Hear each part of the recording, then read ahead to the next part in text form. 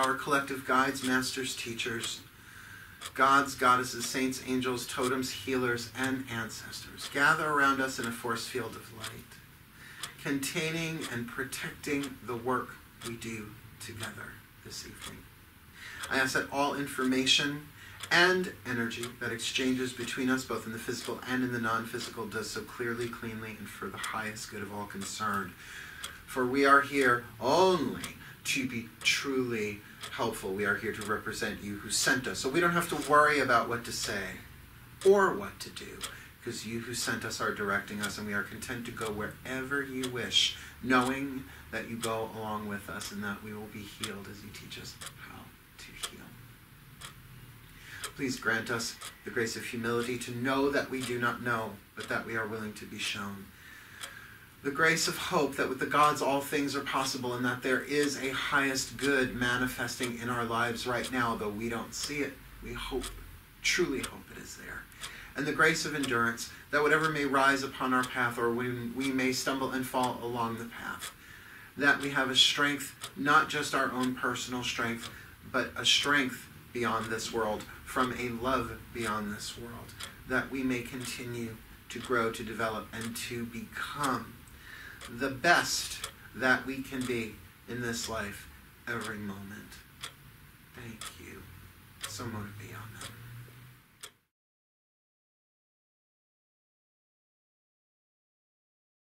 Before we go deep, deep, deep into the solar plexus, I would like to point out the lower three chakras. Tonight we are, in a sense, completing a good chunk of the curriculum. The lower three chakras are fine-tuned to help you navigate through the physical world. The root chakra is tribal, remember that. So it does help with that fight or flight thing. They're the survival intuitive chakras. All three of them work on certain aspects of physical survival. Fight or flight in the root chakra, that's primal. Our animals have it. Well, we are in animal bodies. If you have to choose between animal, vegetable, or mineral, you're animal. Right? The second chakra is that intuitive yes or no, right? We said not just relationships with other people, but relationships with individual things. Money, like did you practice piety and mercy with the dollar bill? Solar plexus, however, there's no blame when it comes to this. You can't blame anybody when it comes to solar plexus stuff, because it's personal power. Your solar plexus is your relationship to yourself. Now, there is self with the lowercase s, and there is self with a capital S. In truth, you are the higher self, the Holy Spirit, the God self. You know, I can name that 10 billion different ways. So what is your relationship to yourself? You know, I'm reminded of, if you have not read, Eckhart Tolle yet, Power of Now. His moment of breakthrough was when he said, I can't live with myself anymore. And he heard him say, I can't live with myself anymore? Am I two things? Am I two people? And it triggered something inside of him. That led to him eventually being the man we know as a brilliant spiritual teacher. So your relationship to yourself, this is your personal divine connection. It's a big deal, the solar plexus. Here's why. I did this in another class. So inspiration, right? I want you to think of inspiration like a snowflake, like a perfect little snowflake. And it's floating around in the atmosphere looking for a place to land. It's rather impersonal inspiration. You never know who it's going to hit. Sometimes it hits people that they immediately sneeze it out because it doesn't work for them. It flies to somebody else. Ideas are cheap, right? So an inspiration comes into the crown chakra. Oh, and you start thinking about it. Oh, that is the coolest thing ever. I can't believe I didn't think about it before. That's ingenious. Oh my God, yes. Let me chew on that. Well, I could do that, or I could do that, or I could do it.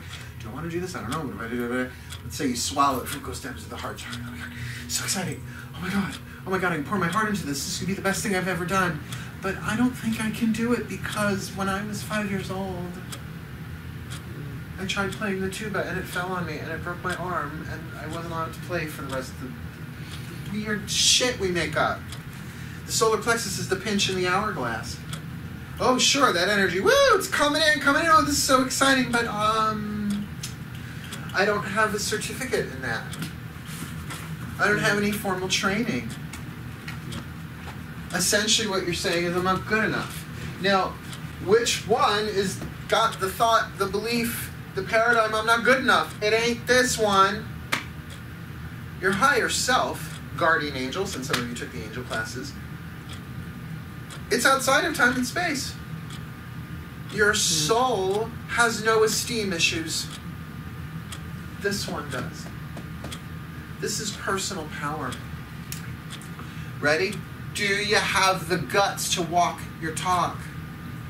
Do you have the guts to take spiritual principle and integrate it into not just your thoughts, that's cake, that's affirmations, but to integrate it not just into your cell tissue, but into your actions, where then even opening a door for someone is an act of grace.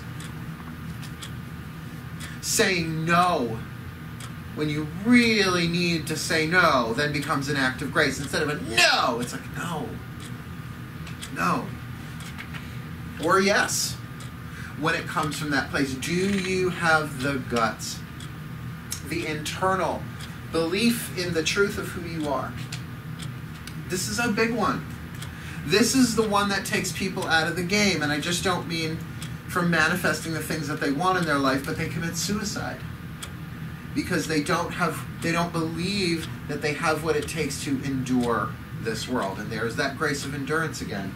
And we are going to talk about the grace of endurance when we get down into some of these graces, because it is part of the solar plexus too. Remember those 3 gateway graces: humility, hope, and endurance. They're gateways. They're ways into these that are a little bit easier.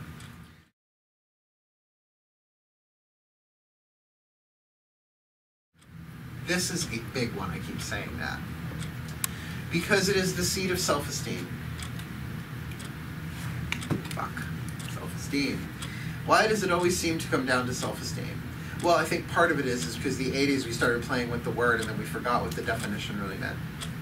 The idea that you can give someone a trophy and give them self-esteem is sort of by definition ignorant, because it's self-esteem. If I have to do something to make you feel good about yourself, it is no longer self-esteem. It is a power that you have. And these 2 graces in particular are helpful with that. So every decision that you make, every choice that you make, consciously or unconsciously, is routed back to your own self-estimation. Self-esteem is not a noun. Then we could give it away. Then we could go buy it. You all know the midlife crisis thing with men, right? Except the age of midlife keeps getting higher and higher because we keep living longer and longer. It used to be like late 30s, now it's in the 50s, I think. Where, they're not feeling so virile, they're not feeling so masculine. So they go out and buy, essentially, a car to compensate for what their birth parents did not give them. I'm being very delicate with that, right? That testosterone starts to wane. You've all seen the commercials. Oh, and side effects include grow a nose out the back of your head. No, pass. It's okay. Shit scares me. Don't mess with your hormones. By the way, this is the first joke I remember my mother telling me. What's the difference between a vitamin and a hormone? What? You can't make a vitamin. So that's the midlife crisis. It's compensation. Oh, I know what I'll do. I'll get a muscle car. I'll get a Lincoln Continental with a hot tub in the trunk. So if they say no, I can at least drown them and hide the body, right? True self-esteem is developed over time. No one's born with it. Maybe she's born with it. Maybe she's completely fictitious. We structure these masks and these personas to cover up that we do not believe in ourselves. That we believe ourselves to be lesser. And that is a Louise Hay thing as well. Louise Hay, You Can Heal Your Life. A lot of people turn their nose up at that book. I'm like, have you read it? She says that the foundational illusion, fear that every living person has is I'm not good enough. Somewhere down in there. Do you think your grandparents would have sat still for a conversation on self-esteem? Not mine wouldn't. Mine would not. Yeah, the look on your face is the look on mine. Yeah, never. Might as well talk about past lives, right? It is a fundamental power that determines everything. And blaming others for your hardships is an avoidance technique. Oh no, I would have been fine except that that happened. Or they happened. So when you get to understand the truth that everybody is struggling with that. Just some people overcompensate, some people repress it, some people, their addictions might be solely based on that. Because self-esteem is not a noun, it's a verb. And it's not like, yes, I esteemed myself as healthy once and then I'm done. I've never did. No, it constantly changes. Because as brilliant as I am at what I do not ask me to fix a carburetor. I mean, I know where it is, because I have engineers in my family, so I know what a carburetor is. I know where it is pretty much on a car, depending on where it's from. But take it apart, clean it, put it back together, no. Unless you want your car fucked up, do not ask me to do that. That doesn't make me stupid. That makes me very wise about what my personal limitations are.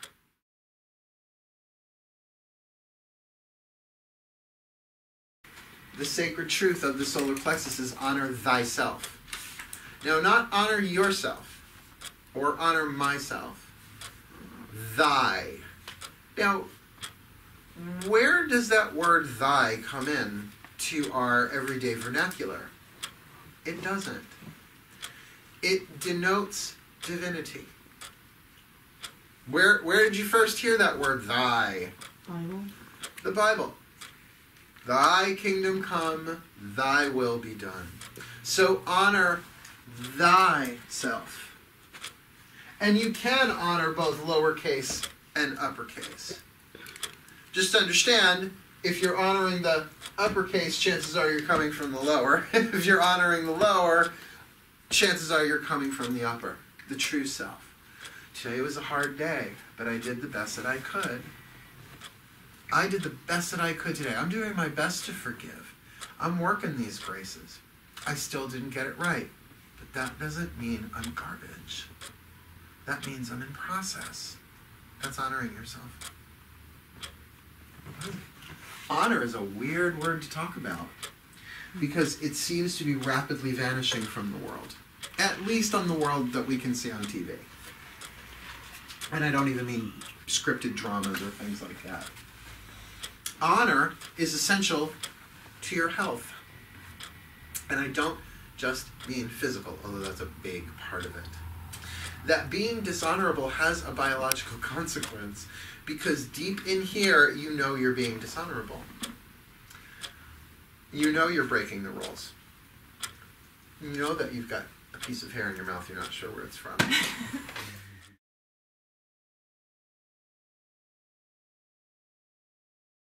What else we got here? Oh, endurance.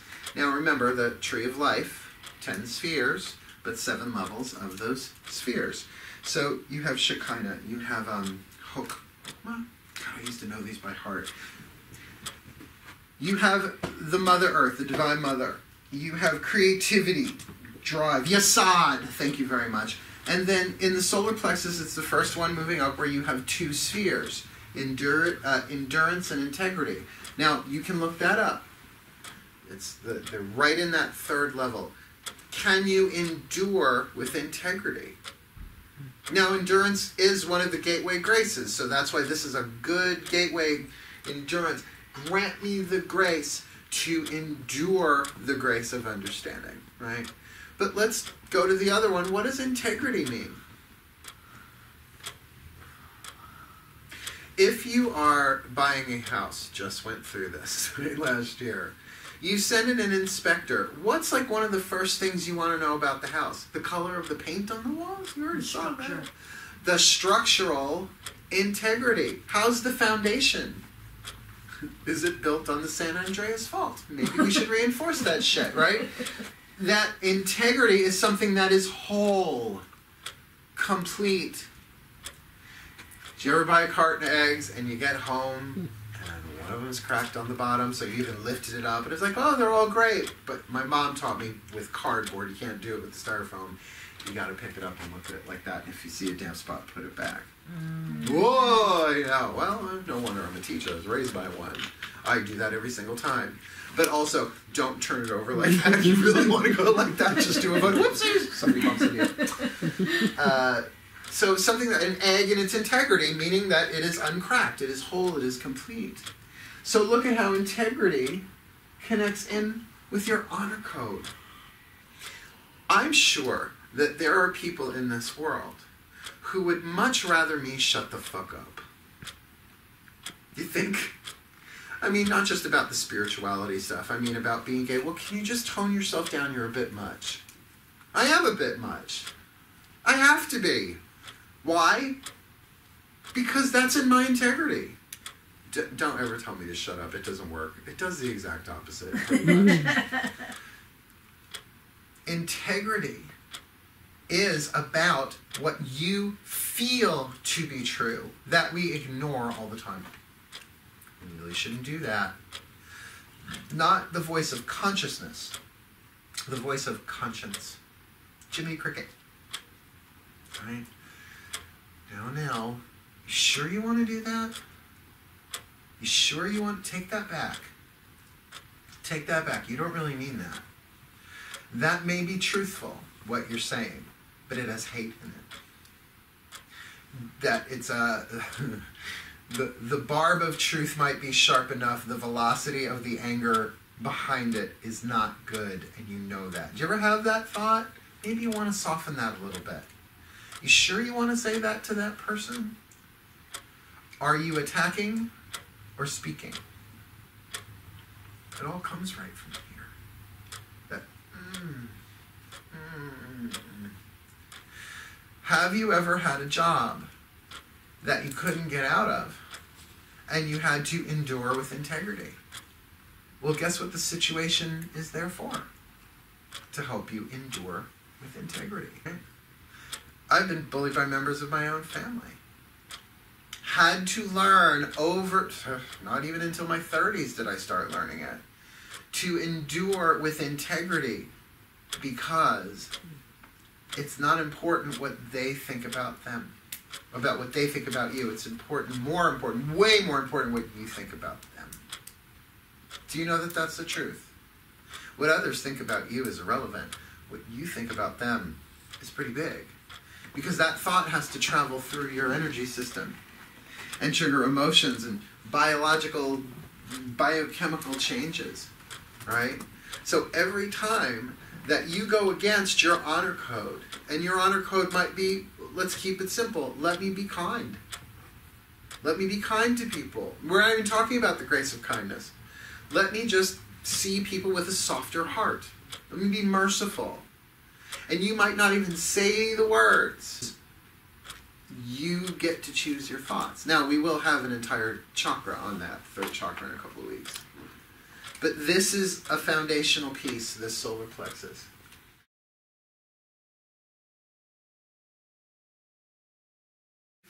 Ostara.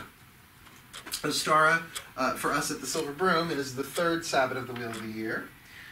Yule, Imbolc, Ostara, that each of these chakras, including the 8th chakra, is connected with one of the Sabbaths of the Wheel of the Year. Ostara is the first day of spring. And it's the first day when the sun enters, anybody? Aries, the first sign of the zodiac, the Self.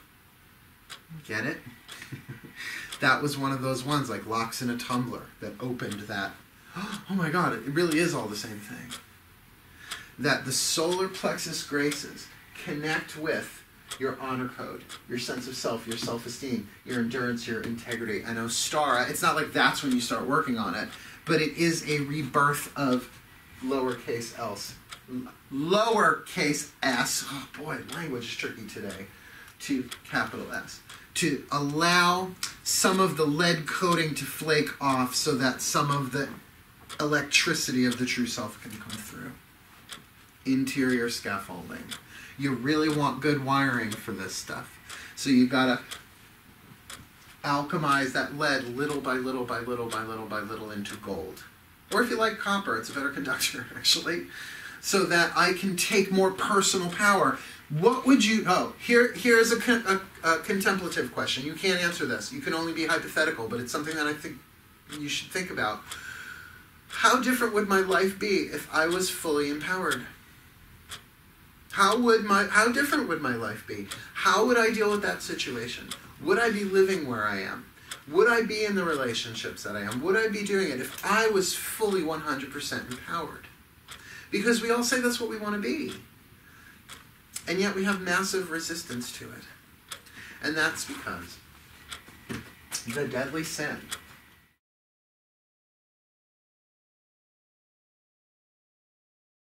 T-I-T-L-E-M-E-N-T, also called luxury. I think we can all agree that we don't like entitled people, right? Entitled people suck. What is an entitled person? What is the quality that makes you go, oh, they're so entitled? Oh, I was going to say, what makes someone entitled? Yeah. I was just going to say expectations. Expectations. Really, really good. Letting go of expectations is a really wise idea on the path. Because you never know. See how the grace of humility kind of cancels that one out? No, I know that I don't know, so how can I expect? But I can have the expectation that things will work out somehow. But yeah, expectation is a big part of it. But usually, what makes them where you're just like, ugh, they expect something that they didn't work for, like your respect, because of their name, because of their age, because they've suffered so. I suffered, therefore I'm entitled to ... That's how people stay sick. Not everybody, but I've seen people prolong their illnesses that way. Please, dated someone for a long time that used his entitlement in order to not just preserve the wounds he had, but to create new ones. Great fun to be with. Great fun. Entitlement is the ego's work. It is a demon, really. The 7 deadly sins are like demons in that they possess you. But it's that, here's the word, oh, made me burp. Because I deserve it. Oh, that word. That word should have never been created. That word has created so much toxicity. Don't you know who I am? I deserve to cut the line. Oh, so in other words, you're better than everybody else. I know it sounds like hubris. And in a way it is. But there is an addictive quality because it doesn't fill the belly. Entitlement never fills the belly. Can't. It's an illusion. It's a deadly sin. And, you know, I use that word sin. It's such a heavy word. But the original term of meaning of sin was an archery term. It means you missed the mark. That you shot for the target, but you missed a little. So you sin left, you sin right, you sin up, you sin down. You just missed a little bit. So try again. That's why the word repent means to rethink. Pense, to rethink. So these graces are antidotes to the deadly sins in that way. Because we all fall when it comes... we've all fallen into entitlement. I know that we have. I know that when I've had a long day... Like today was a long day. I traveled back and forth to Bayshore. I got my food shopping done. I edited a video and put it up there. I just was running around, but I really knew I had to conserve my energy for today, and I did the best that I could at it. That's why supplementing. But when I get home, am I entitled to a cocktail if I want one? Or is it okay if I just want one? Can you feel the difference? It's not don't have the cocktail or the whatever it is that you do, or the hot bath, or go to sleep early. You don't have to bring deserve into it, particularly because the word worthy exists. You don't need to deserve if you know you are worthy. And the truth is we're all worthy. No one is more or less worthy than anybody else. But that's your relationship to yourself.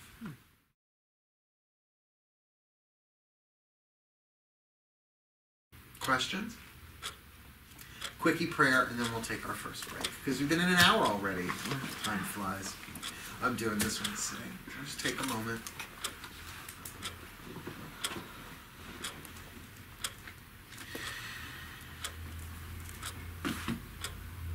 Dearest God, Goddess, all that is, as we take our break, please hover over us. Keep us centered in the solar plexus, that we can be aware of what's going on there, even if in the most subtle of ways. prepare us for the entry into these graces of understanding and discernment. For though we may know the textbook definition of these words, the experience of any grace is going to challenge us, is going to push us past our currently self-prescribed limitations. Not that we need to destroy our boundaries, but we can certainly push the envelope where we are ready to heal, where we are ready to grow, and where we are ready to take responsibility for our own lives, that we may better contribute to the quality of life in general in this world. Prepare us. Hover over us. Thank you. So mote it be. Amen.